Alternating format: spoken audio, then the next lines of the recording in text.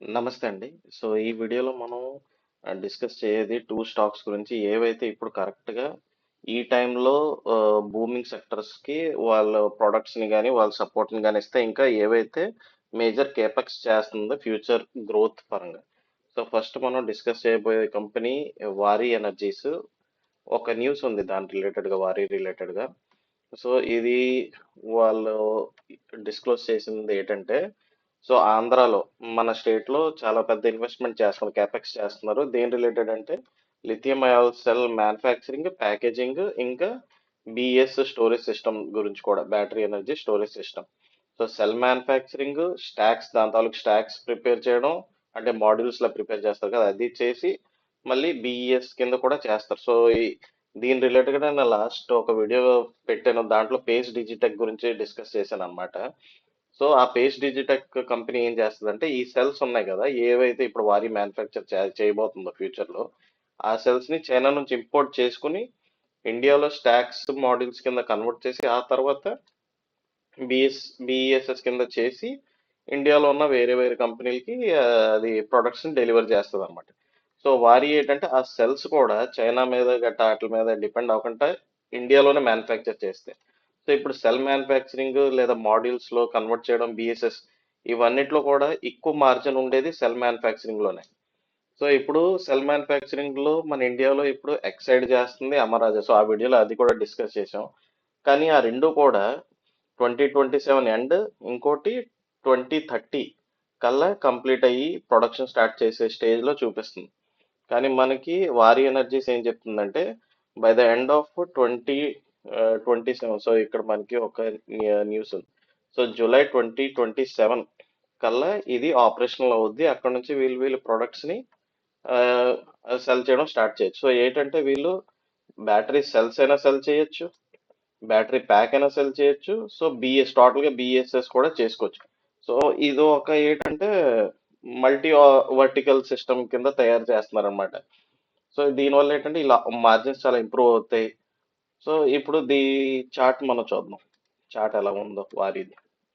So వారి energies మొన్న ఈ డిక్లైన్ అవుతున్న ప్యాటర్న్ ని బ్రేక్అవుట్ చేసింది కదా, సో చాలా హెవీగా బ్రేక్అవుట్ చేసింది. ఇప్పుడు ఈ గ్యాప్ ని ఫుల్ఫిల్ చేస్తుంది, గ్యాప్ ని ఫుల్ఫిల్ చేస్తుంది. సో ఈ గ్యాప్ ని ఫుల్ఫిల్ చేసి మార్కెట్ సెంటిమెంట్ కూడా రేపు బాగానే ఉంటే 2800 ని టచ్ చేసి అటు నుంచి అటు పైకి వెళ్ళే ఛాన్సెస్ అయితే ఉన్నాయి. అయితే గ్యారంటీ కాదు, అలాగని నేను ఏమి బై రికమెండేషన్ గట్టేమీ కాదు.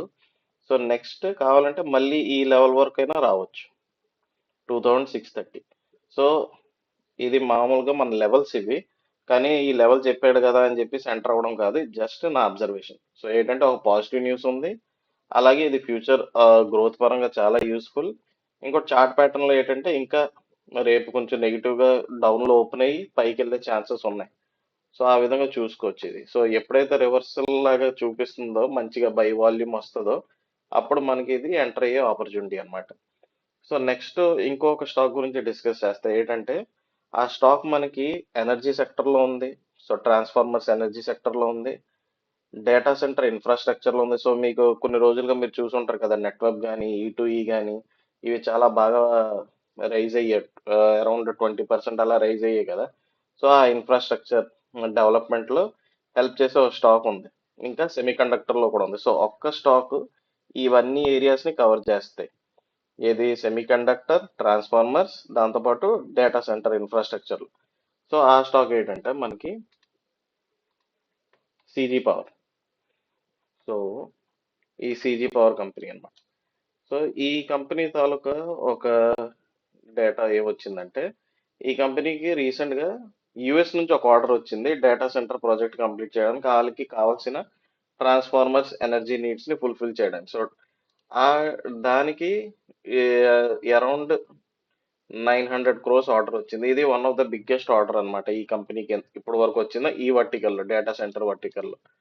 సో ఇది చిన్న విషయం కాదు. ఇప్పుడు ఇదేంటంటే ఈ న్యూస్ అనేది ఇంటర్నల్ ఇండియాలో కూడా సర్క్యులేట్ అవుద్ది. సో ఇండియాలో మ్యానుఫ్యాక్చర్ చేస్తున్న కంపెనీస్ ఉన్నాయి కదా, ఇప్పుడు ఆంధ్రలోకి చాలా డేటా సెంటర్ వస్తున్నాయి. సో వాళ్ళు అక్కడ నుంచి కూడా ఈ కంపెనీకి ఆర్డర్స్ వచ్చే ఛాన్సెస్ ఉన్నాయి. సో వస్తాయని గ్యారంటీ కాదు, ఛాన్సెస్ ఆర్ దేర్. ఓకే, వచ్చే ఛాన్సెస్ అయితే ఉన్నాయి. సో అలాంటప్పుడు ఈ కంపెనీ కూడా ఇది పాజిటివ్ న్యూసే. సో చార్ట్ ప్యాటర్న్ చూద్దాం ఈ కంపెనీది. ఉమ్. సో చార్ట్ ప్యాటర్న్ లో ఎలా ఉందంటే రీసెంట్ గా ఇది ఎప్పుడో మూవ్ అయ్యే ఎప్పుడో ఫాలో అయ్యే ట్రెండ్ లైన్ ని బ్రేక్ డౌన్ చేసింది. బ్రేక్ డౌన్ చేసి చాలా స్ట్రాంగ్ రివర్సల్ వచ్చింది. ఇక్కడ చూస్తే చాలా మంచి బుల్లిష్ ఎంగల్ఫింగ్ క్యాండిల్ అయితే వచ్చింది, గ్రీన్ క్యాండిల్. అక్కడ నుంచి చాలా మంచిగా చాలా హై ఇచ్చి మళ్ళీ ఇక్కడ అనేది ఇప్పుడు అదే ఆ సపోర్ట్ లైన్ లోకే ఉంది. సో ఇక్కడ ఒక రెండు విషయాలు జరగచ్చు ఇప్పుడు. సో వారిలో నేను చెప్పాను కదా గ్యాప్ ఫుల్ఫిల్ చేసిందని. సో దాన్ని ఫుల్ఫిల్ చేయడానికి ఒకవేళ మళ్ళీ డ్రాప్ అయితే దాన్ని ఫుల్ఫిల్ చేస్తే మళ్ళీ ఇక్కడ వరకు 611 దాకా వచ్చే ఛాన్సెస్ ఉన్నాయి. గ్యారంటీ కాదు, వచ్చే ఛాన్సెస్ ఉన్నాయి. లేకపోతే దీన్నే టెస్ట్ చేసుకుని మళ్ళీ ఇక్కడ నుంచి పైకి వెళ్ళే ఛాన్సెస్ కూడా ఉన్నాయి. సో ఏదైనా జరగచ్చు. సో ఏంటంటే ఒకవేళ మనీ పెట్టుకోవాలి అనుకుంటే స్లోగా పెట్టుకోవచ్చు. ఎందుకంటే మార్కెట్లో ఇంకా అంత పాజిటివ్ సెంటిమెంట్స్ ఏం రాలేదు కాబట్టి మెల్లిమెల్లిగా యాడ్ చేసుకోవచ్చు. కాకపోతే డేటా సెంటర్ రిలేటెడ్ గా కొంచెం పాజిటివ్ గా ఉంది. సో ఈ సీజీ పవర్ ని మీ వాచ్ లిస్ట్ లో పెట్టుకుని అబ్జర్వ్ చేయండి ఏం జరుగుతుంది, గ్యాప్ ఫుల్ఫిల్లింగ్ వెళ్తుందా లేకపోతే ఇక్కడ నుంచే పైకి వెళ్తుందా అనేది మీరు గమనించాలి.